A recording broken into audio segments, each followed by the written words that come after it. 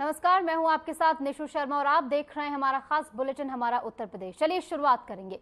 खबर लखनऊ से है, जहां मुख्यमंत्री योगी आदित्यनाथ ने कहा कि देश में खुशहाली और समृद्धि तभी संभव है जब अन्नदाता किसान खुशहाल हों। उन्होंने केंद्र सरकार का आभार व्यक्त करते हुए कहा कि भारत सरकार द्वारा उत्तर प्रदेश में दुग्ध उत्पादकों को प्रोत्साहित करने के लिए एक बड़ा अभियान चलाया जा रहा है। वर्तमान में प्रदेश में 14 लाख से अधिक गौवंश का पालन पोषण किया जा रहा है, जिन्हें या तो सरकारी गौशालाओं में रखा गया है या फिर सरकार द्वारा सहायता प्राप्त पशुपालकों के माध्यम से उनकी देखभाल की जा रही है। इससे ग्रामीण अर्थव्यवस्था को मजबूती मिल रही है। सीएम योगी ने क्या कुछ आगे कहा, सुनिए। 2017 में ही निराश्रित गो आश्रय स्थल की एक कार्य योजना बनाई, 2018 में उसको लागू किया और आज मुझे बताते हुए प्रसन्नता है कि 14 लाख से अधिक गोवंश वर्तमान में सरकार की गौशालाओं में या फिर सरकार के द्वारा सहायता प्राप्त पशुपालकों के बीच में आज उनकी देखभाल की जा रही है, जिसमें प्रति गोवंश जो सरकारी निराश्रित गो आश्रय स्थल हैं वहां पर सरकार अपने स्तर पर उनका संचालन करती है, लेकिन इसके अलावा तीन स्कीम हमारी है। एक सरकार स्वयं चलाती है जिसमें 12 लाख से अधिक गोवंश सरकार अपनी निराश्रित गो आश्रय स्थल के माध्यम से उनकी देखभाल करती है। दूसरी स्कीम है जो हम लोगों ने सहभागिता योजना के माध्यम से चालू की है कि किसी भी पशुपालक को हम 4 गोवंश तक देते हैं। गोंडा में उप मुख्यमंत्री केशव प्रसाद मौर्य ने दिवंगत नेता अनंत सिंह को श्रद्धांजलि अर्पित की। इसके बाद उन्होंने ब्लॉक परिसर में लगी विकास योजनाओं की प्रदर्शनी का अवलोकन किया। मीडिया से बातचीत के दौरान डिप्टी सीएम ने दावा किया है कि 2027 में बीजेपी फिर इतिहास दोहराएगी और भारी बहुमत के साथ सरकार बनाती हुई नजर आएगी। ये दावा उनकी ओर से किया गया है। साथ ही डिप्टी सीएम ने सपा प्रमुख पर तीखा हमला बोलते हुए कहा है कि अखिलेश यादव अहंकारी नेता हैं। उन्होंने दावा किया कि जनता अब जातिवाद और परिवारवाद की राजनीति को नकार चुकी है और प्रधानमंत्री नरेंद्र मोदी के नेतृत्व में देश आगे बढ़ रहा है।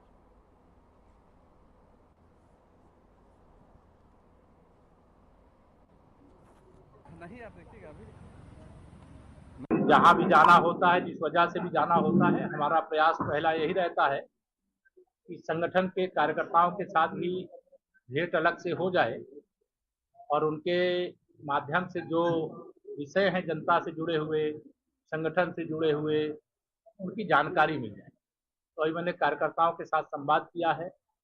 यहाँ कुछ जो गरीब कल्याण और किसान उत्थान और जो महिला सशक्तिकरण की दृष्टिकोण से कुछ योजनाएं जो चल रही हैं, उसका यहाँ स्टॉल लगा था, उनका निरीक्षण भी किया हूँ। और मैं आपको, चूंकि आप राजनीतिक सवाल करें, उससे पहले बता दूं, 2027 के विधानसभा चुनाव में भारतीय जनता पार्टी 2017 दोहराएगी। प्रचंड बहुमत से तीसरी बार उत्तर प्रदेश में भारतीय जनता पार्टी की सरकार बनेगी। सपा, बसपा, कांग्रेस ये तीनों एक साथ मिलकर लड़े चाहे अलग अलग लड़े, इनका हश्र वही होगा जो 2017 के विधानसभा चुनाव में हुआ था। नहीं, आप देखिएगा अभी मैं इसमें बता रहा हूँ। बरेली में यूपी सरकार के वन एवं पर्यावरण मंत्री अरुण कुमार सक्सेना ने एक बड़ा ऐलान करते हुए कहा है कि प्रदेश में 37 करोड़ 20 लाख से अधिक पौधे एक ही दिन में लगाए जाएंगे। उन्होंने बताया कि इस ऐतिहासिक पौधारोपण अभियान के तहत हर घर में एक पेड़ मां के नाम लगाने का भी आह्वान किया गया है। वन मंत्री ने कहा कि प्रधानमंत्री नरेंद्र मोदी और मुख्यमंत्री योगी आदित्यनाथ की प्रेरणा से चलाए जा रहे एक पेड़ मां के नाम अभियान के तहत आम लोगों को भावनात्मक रूप से जोड़ने की कोशिश की जा रही है। उन्होंने लोगों से अपील की है कि वे अपनी मां के सम्मान में एक पौधा अवश्य लगाएं, ताकि पर्यावरण संरक्षण और हरियाली के इस आंदोलन को जन आंदोलन बनाया जा सके।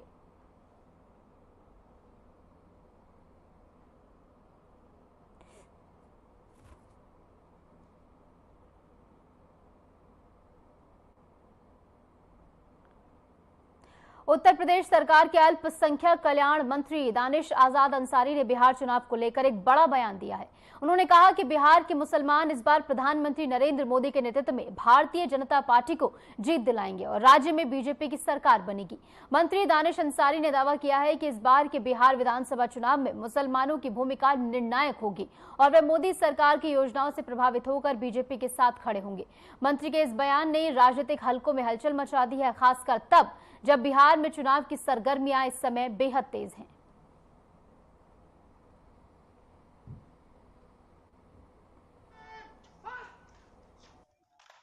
देखिए, बिहार में फिर से हमारी सरकार आने वाली है और उसमें सबसे बड़ा किरदार कोई निभाएगा तो पिछड़ा पासमानदा तबका निभाएगा। बिहार का जो हमारा पासमानदा समाज है, उत्तर प्रदेश का पासमानदा समाज है, वो पूरी तरीके से हमारी मोदी सरकार की नीतियों पर भरोसा करते हुए आगे बढ़ रहा है, क्योंकि देश में पहली बार एक ऐसा प्रधानमंत्री मोदी जी के रूप में हमें मिला जिसने पिछड़े पासमानदा की समाज की आवाज़ को पूरी बुलंदी के साथ मंचों पर उठाया है। बिहार में जिस तरीके से तमाम दूसरे दल, कांग्रेस पार्टी और तमाम दूसरे दलों ने मुसलमानों को गुमराह करने का काम किया, दूसरी तरफ हमारे मोदी जी ने पासमानदा पिछड़े समाज के मुसलमानों को आगे बढ़ाने का काम किया। तो आज मुसलमान पूरी तरीके से मोदी जी के साथ कदम से कदम मिला के आगे बढ़ रहा है।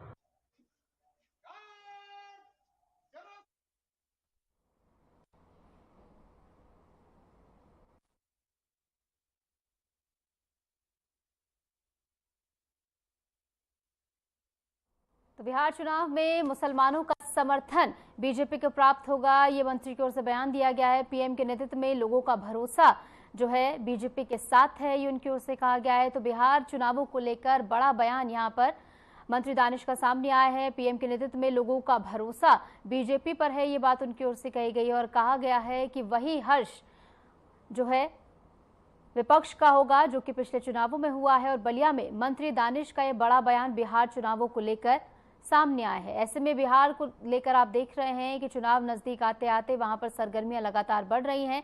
ऐसे में बीजेपी लगातार वहां पर अपने वोट बैंक को साधने के लिए प्रयास करते हुए नजर आ रही है। ऐसे में बिहार चुनाव में मुसलमानों का समर्थन प्राप्त करना एक और बेहद इंपॉर्टेंट मोटिव है बीजेपी का। और ऐसे में मंत्री दानिश का बयान सामने आया है। बलिया में उनकी ओर से बयान दिया गया है, जहां उनकी ओर से साफ तौर पर कहा गया है कि इस बार मुसलमान मिलकर बीजेपी को बिहार में जीत जरूर दिलाएंगे और प्रधानमंत्री नरेंद्र मोदी के नेतृत्व में बीजेपी इस बार जीत हासिल करेगी।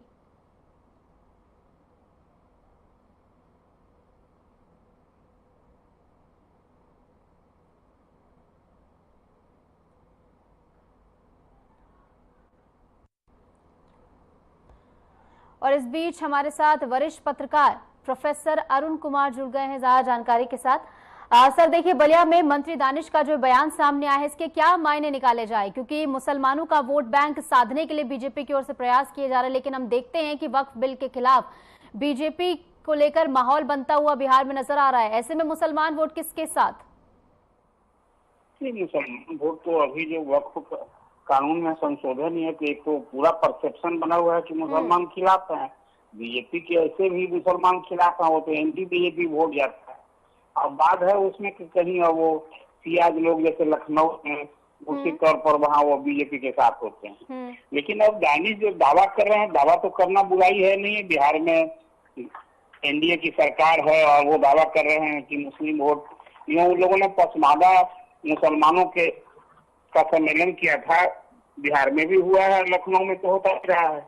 तो बीजेपी ऐसा दावा कर सकती है, दावा करने में क्या बुराई है। लेकिन जो परसेप्शन बना है, ये बिहार में जो चुनाव हो रहा है वक्फ कानून संशोधन के बाद ये पहला चुनाव हो रहा है, तो इसमें लिटमस टेस्ट होगा कि आखिर मुसलमान जिनके नाम पर कहा जाता है कि वक्फ में जो चंद मुट्ठी भर लोग, प्रभावशाली लोग कब्जा जमाना है अरबों की संपत्ति का, और गरीब मुसलमान को कोई फायदा नहीं है, यही ना बीजेपी कहकर संशोधन की है। तो ये टेस्ट हो जाएगा कि गरीब मुसलमान, पसमानदा मुसलमान किसके साथ हैं। और बीजेपी के लोग तो ये दावा करेंगे, उनका दावा स्वाभाविक है कि हाँ मुसलमान उनको वोट देंगे। सर, लगभग 19% मुसलमान बिहार में है, इसमें क्या लग रहा है कितना समर्थन बीजेपी को मिल पाएगा? देखिए, बिहार में 18% मुसलमानों की आबादी है, 82% हिंदू है, और अब तक खास करके 40 से अधिक ऐसी कंस्टिट्यूंसी है जहाँ मुस्लिम निर्णायक मतदाता होते हैं। पिछले विधानसभा के चुनाव में तो एनडीए को एक सीट भी नहीं मिली थी, 9 उम्मीदवार दिया था नीतीश कुमार ने, अब कोई नहीं जीता था। तो बसपा से एक जीते हुए जमा खान को मिला करके जदयू में उनको अभी अल्पसंख्यक कल्याण मंत्री बनाया गया है। तो अभी पिछले चुनाव की तुलना में कोई ऐसी स्थिति बन गई है कि मुसलमान वोट देंगे एनडीए को, ऐसा मुझे उम्मीद नहीं दिखी है। ठीक है अरुण जी, तो देखना होगा बिहार के चुनावों में क्या होने वाला है। फिलहाल इंतजार है जब वो समय आएगा। फिलहाल अपने अपने पार्टी के लिए बयानबाजी तो हो रही। बहुत बहुत शुक्रिया सर, हमारे साथ जुड़े आप और इस पर हमारे साथ चर्चा की। और इस बीच रुक रहे एक बहुत छोटे से ब्रेक के लिए। ब्रेक के बाद फौरन हाजिर होते हैं।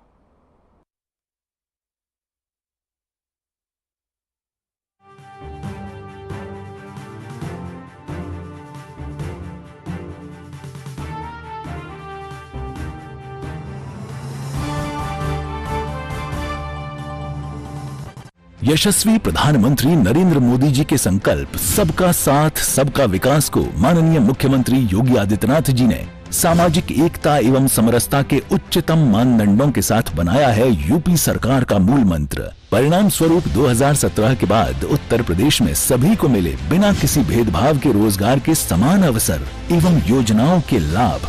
8.5 लाख से अधिक सरकारी और 3,75,000 से अधिक संविदा पर नौकरी पाने वाले जहां निष्पक्ष और पारदर्शी प्रक्रिया के साक्षी बने, वहीं अनुसूचित जाति, जनजाति, पिछड़े एवं निम्न आय वर्ग के अभ्यर्थियों को मिला आरक्षण का संपूर्ण लाभ।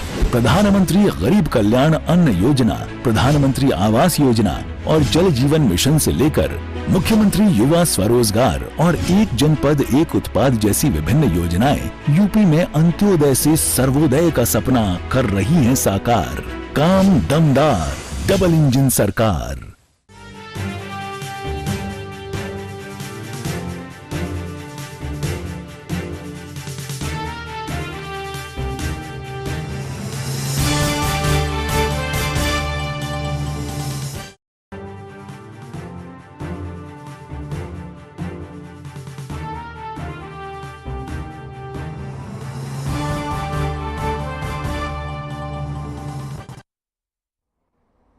स्वागत है आपका। ब्रेक के बाद चलिए एक बार फिर से रुक करेंगे तमाम खबरों का। बड़ी खबर आ रही है जहां सांसद इमरान मसूद की मुश्किलें अब बढ़ती हुई नजर आ रही है। इमरान मसूद के खिलाफ वारंट जारी हुआ है। इमरान की डिस्चार्ज एप्लीकेशन अब खारिज कर दी गई है। पीएनबी ने 40.12 लाख की हेराफेरी के मामले में कार्रवाई की है, जहां पर इमरान मसूद के खिलाफ वारंट अब जारी हुआ है। और अब मुश्किलें लगातार सांसद इमरान मसूद की यहां पर बढ़ती हुई नजर आ रही हैं।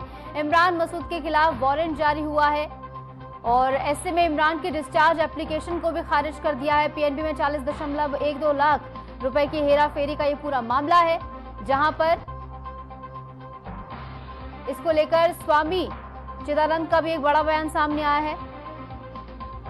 इमरान की डिस्चार्ज एप्लीकेशन भी खारिज कर दी गई है। पीएनबी में 40 लाख रुपए से ऊपर की हेराफेरी का ये पूरा मामला है, जहां पर सांसद इमरान मसूद की मुश्किलें अब बढ़ती हुई नजर आ रही हैं और इमरान मसूद के खिलाफ वारंट जारी हुआ है। इमरान की डिस्चार्ज एप्लीकेशन को भी यहां पर खारिज कर दिया गया है और ऐसे में अब इमरान मसूद की मुश्किलें और ज्यादा बढ़ती हुई नजर आ रही है। इस बीच हमारे साथ कपिल, हमारे संवाददाता, जुड़ गए हैं ज्यादा जानकारी के साथ। कपिल, क्या कुछ अपडेट है इस पूरी खबर को लेकर? इमरान मसूद की मुश्किलें बढ़ती हुई नजर आ रही हैं। जी बिल्कुल, देखिए इस समय अगर बात करें जो कि कांग्रेस के जो सांसद हैं इमरान मसूद, जो कि लोकसभा सीट से सांसद है सहारनपुर से, उनकी मुश्किलें अब लगातार बढ़ती हुई नजर आ रही है। क्योंकि 2007 में पीएनबी में एक 40 लाख रुपए का घोटाला हुआ था, जिसमें इमरान मसूद के खिलाफ मुकदमा दर्ज कराया गया था। सहारनपुर नगर पालिका के जो सीईओ है, उन्होंने इनके खिलाफ मुकदमा दर्ज कराया था। अब जो गाजियाबाद की स्पेशल कोर्ट है, जो गाजियाबाद की कोर्ट है, उन्होंने इस मामले पर संज्ञान लिया है। सीबीआई की विशेष अदालत ने उनके खिलाफ गैर जमानती वारंट जो है वो भी जारी कर दिया गया है, क्योंकि इन पर 40 लाख रुपए के गबन का जो आरोप है वो लगातार चलता आ रहा है। और इस तरह के बीच में इन्होंने कई तरह की बयानबाजी भी की है, जिसके चलते इनकी मुश्किलें बढ़ सकती हैं। जी और आने वाले समय में क्या आगे कड़ी कार्रवाई इन पर हो सकती है? फिलहाल तो वारंट ही जारी हुआ है। जी देखिए, जिस तरह से जो ये पूरा मामला है, क्योंकि सीबीआई की जो विशेष अदालत है उसमें गाजियाबाद में इनके खिलाफ मामला चल रहा है और जैसे कि अभी इनके खिलाफ में गैर जमानती वारंट जो है वो इशू किया गया है। पुलिस अधिकारियों की माने तो उनका कहना है कि इनसे बातचीत की जाएगी और जो गैर जमानती वारंट है वो इनके खिलाफ जो जारी किया गया है उसको लेकर के पुलिस इनसे बातचीत कर सकती है और हो सकता है आने वाले समय में इनको हिरासत में लेने के बाद में और कोर्ट में पेश किया जाए। जी ठीक है कपिल, बहुत बहुत शुक्रिया, आप हमारे साथ जुड़े और तमाम जानकारी आपने साझा की। और इस बीच रुकना एक और छोटे से ब्रेक के लिए, लौटेंगे कुछ ही देर में।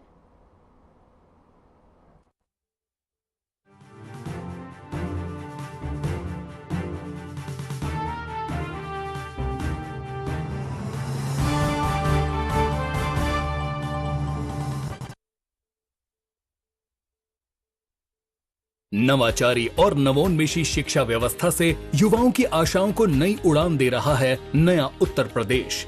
ग्रामीण परिवेश हो या फिर नगरीय क्षेत्र, गुणवत्ता युक्त शिक्षा बनी है नए उत्तर प्रदेश की पहचान।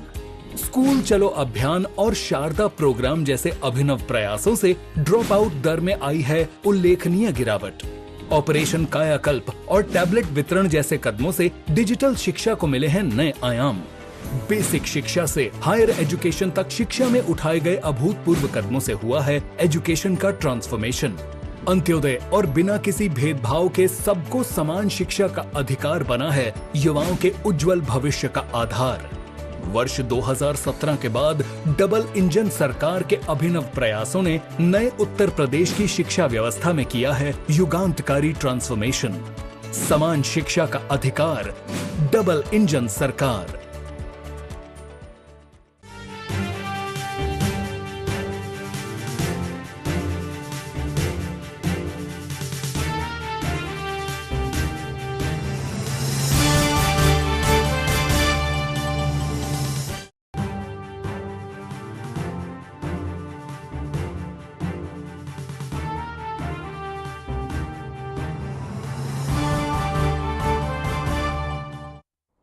स्वागत है आपका ब्रेक के बाद। चलिए एक बार फिर से रुक करेंगे तमाम खबरों का। बड़ी खबर आ रही है, लखनऊ में रक्षा मंत्री राजनाथ सिंह का मंदिर दौरा है। बड़ी काली जी मंदिर में पूजा अर्चना उन्होंने की है। नए ब्लॉक का विधिवत उद्घाटन भी उनके हाथों हुआ है। श्रद्धा और आस्था के साथ जुड़ा ये पूरा आयोजन, जहां पर बड़ी काली जी मंदिर में वो पहुंचे, पूजा अर्चना उनकी ओर से की गई है। लखनऊ में रक्षा मंत्री राजनाथ सिंह का मंदिर दौरा और बड़ी काली जी मंदिर में पूजा अर्चना उन्होंने की है और नए ब्लॉक का विधिवत उद्घाटन भी उनकी ओर से किया गया। तो तस्वीरें भी आपको दिखा रहे हैं जहां बड़ी काली जी मंदिर में वो पहुंचे और माथा उन्होंने यहां पर टेका है, जैसे कि आप तस्वीरों में देख सकते हैं।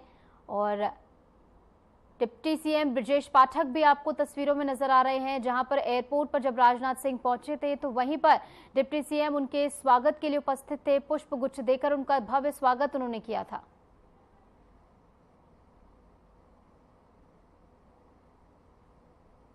और इस बीच एक और बड़ी खबर आपको बता दें, कुशीनगर से केंद्रीय मंत्री जयंत सिंह के काफिले में हड़कंप को लेकर खबर है। सांसद और विधायक की गाड़ियों में आपस में भिड़ंत हुई है। हाटा से लौटते वक्त गाड़ियों में टक्कर हुई है। दोनों वाहन इसमें क्षतिग्रस्त हो गए हैं, लेकिन राहत की बात यह कि कोई जनहानि नहीं हुई है, सभी सुरक्षित हैं। शहीद सत्यवाद सिंह को श्रद्धांजलि देने के लिए मंत्री पहुंचे थे। ऐसे में सांसद और विधायक की गाड़ियां आपस में भिड़ गई और हाटा से लौटते वक्त गाड़ियों में ये टक्कर हुई है। जहां पर तस्वीरों में भी आप देख सकते हैं कि पीछे का जो हिस्सा है गाड़ी का वो क्षतिग्रस्त हो गया है। और ऐसे में राहत की बात यही कि कोई भी जनहानि इसमें नहीं हुई है, सभी सुरक्षित हैं। और हाटा से लौटते वक्त गाड़ियों में टक्कर हुई। हालांकि ये जांच का विषय है, किन कारणों के चलते टक्कर हुई है इसका पता लगाया जाएगा। सांसद विधायक की गाड़ियों में आपस में भिड़ंत हो गई।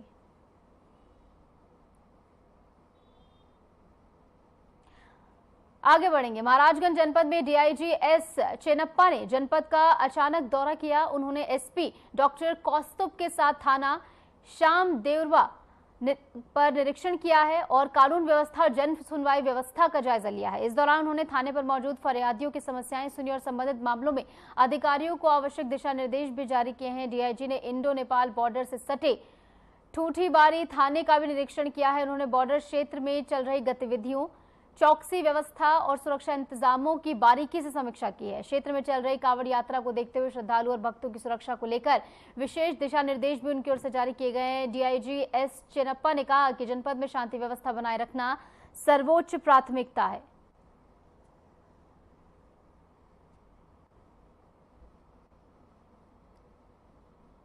तो डीआईजी ने थानों का निरीक्षण यहां पर किया है। श्रद्धालुओं की सुरक्षा को लेकर उन्होंने तमाम जरूरी दिशा निर्देश जारी किए और कहा है कि श्रद्धालुओं की सुरक्षा उनकी सबसे अहम प्राथमिकता है। इसके मद्देनजर प्रशासन पूरी तरह सतर्क है और ऐसे में डीआईजी ने इंडो नेपाल बॉर्डर पर कड़ी निगरानी का भी निरीक्षण किया है और अधिकारियों को तमाम दिशा निर्देश भी जारी किए हैं कि तमाम श्रद्धालु जो यहाँ पर पहुंचेंगे उन्हें कोई भी दिक्कत ना होने पाए। रूट डायवर्जन से लेकर तमाम व्यवस्थाएं पूरी तरह पुख्ता की जाए, इस बात को लेकर जरूरी दिशा निर्देश डीआईजी की ओर से जारी किए गए हैं।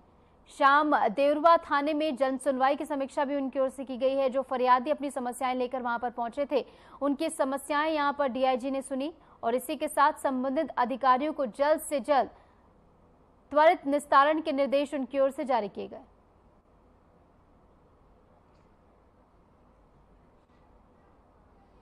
तो शाम देवरुआ थाना में निरीक्षण डीआईजी की ओर से किया गया है। तमाम अधिकारियों की मौजूदगी में निरीक्षण हुआ है और अधिकारियों को विशेष दिशा निर्देश भी कांवड़ यात्रा के मद्देनजर दिए गए हैं, क्योंकि भारी तादाद में कांवड़िए जो हैं वो पहुंचेंगे यहाँ पर भी। तो ऐसे में यहाँ पहुंचने वाले श्रद्धालु को कोई दिक्कत ना होने पाए, इसका खासा ध्यान रखा जाए, ये बात कही गई है।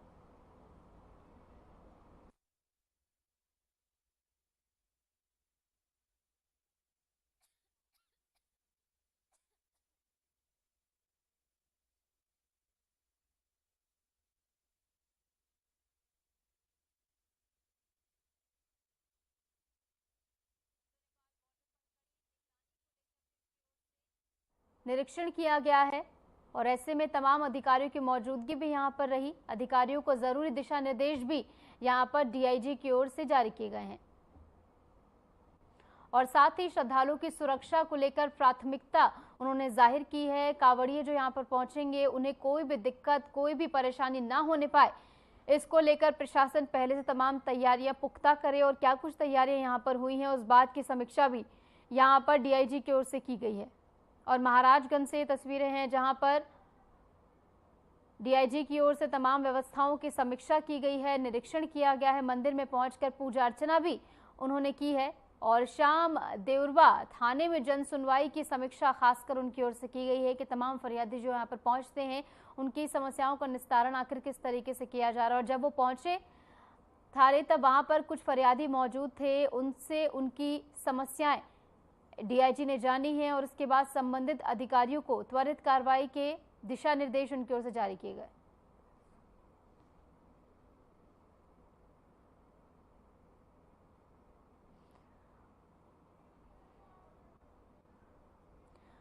और महाराजगंज से तस्वीरें हैं जहां पर तमाम अधिकारियों की मौजूदगी में यहां पर सभी पहलुओं पर निरीक्षण डीआईजी की ओर से किया गया है। खासकर शाम देवरुआ थाना जब वो पहुंचे तो वहां पर जन सुनवाई की समीक्षा उनकी ओर से की गई है, किस तरीके से लोगों की समस्याओं का निस्तारण यहां पर हो रहा है और जो तमाम फरियादी वहां पर मौजूद थे उनकी समस्याएं भी यहां पर सुनी है। और प्रशासन का जो उद्देश्य है कि जल्द से जल्द जो है सभी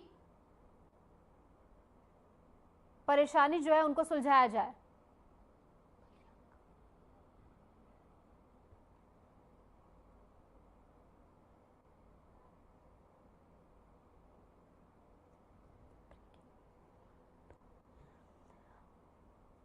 और इस बीच बलिया से आपको खबर बता दें जहां गौ तस्कर गिरफ्तार किए गए हैं। बड़ी कार्रवाई यहां पर पुलिस की ओर से की गई है, इसमें बड़ी सफलता भी पुलिस के हाथ यहां पर लगी है जहां गौ तस्कर गिरफ्तार किए गए हैं। बलिया में गौ तस्करों की गिरफ्तारी से जो है तमाम गौ तस्करों में फिलहाल हड़कंप मच गया है और आने वाले समय में भी अभियान जारी रहेगा, ये कहा गया है।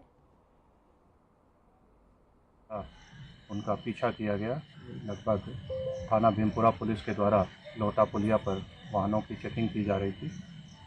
इसी दौरान सामने से दो बाइक सवार आए जिसे रुकने का इशारा किया तो तत्काल बाइक सवार बाइक को बैक करके खेतों की तरफ भागने लगे। पुलिस पार्टी के द्वारा उनका पीछा किया गया तो उन्होंने फायरिंग की। आत्मरक्षार्थ किए गए फायरिंग में एक बदमाश को ये गोली लगी तथा दूसरा बदमाश मोटरसाइकिल छोड़ करके अंधेरे का लाभ उठा करके खेतों के रास्ते भाग निकला। घायल अभियुक्त को इलाज के लिए तत्काल अस्पताल रेफर किया गया है। लगभग थाना भीमपुर। इस बीच खबर अमरोहा से आपको बता दें, जहां पर कांवड़ यात्रा को लेकर विशेष इंतजामात किए गए हैं और इसी के साथ ड्रोन से निगरानी यहां पर रखी जा रही है। और जैसे कि आप तस्वीरों में देख सकते हैं, ड्रोन के जरिए यहां पर कांवड़ यात्रा में कोई भी परेशानी कांवड़ियों को ना हो, इसका ध्यान रखा जा रहा है। कांवड़ मार्गों पर खासकर मुस्तैदी बरती जा रही है, ड्रोन से निगरानी यहां पर रखी जा रही है, यानी हाईटेक तरीके से कांवड़ मार्गों पर चौकसी प्रशासन की ओर से देखी जा रही है। और जैसे कि आप तस्वीरों में देख सकते हैं, ड्रोन शॉट है और ऐसे में आसमान से यहां पर कांवड़ यात्रा को लेकर निगरानी रखी जा रही है और कांवड़ यात्रा को लेकर प्रशासन पूरी तरह सतर्क है, संजीदा है।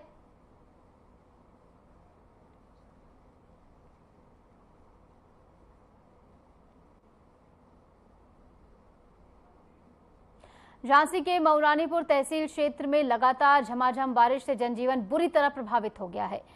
सिलगोवा गांव से निकली पतराई नदी उफान पर है, जिससे गांव की आबादी 2 भागों में बंट गई है। ग्रामीणों और बच्चों को रस्सी के सहारे नदी पार कर निकलना पड़ रहा है। ग्राम प्रधान की सूचना पर उपजिलाधिकारी और तहसीलदार मौके पर पहुंचे और दोनों छोरों पर स्टॉपर लगाकर पुलिस बल तैनात किया गया। बारिश में कई पुल और रपटों पर पानी बहने लगा है, जिससे आवागमन भी पूरी तरह से प्रभावित हो गया है।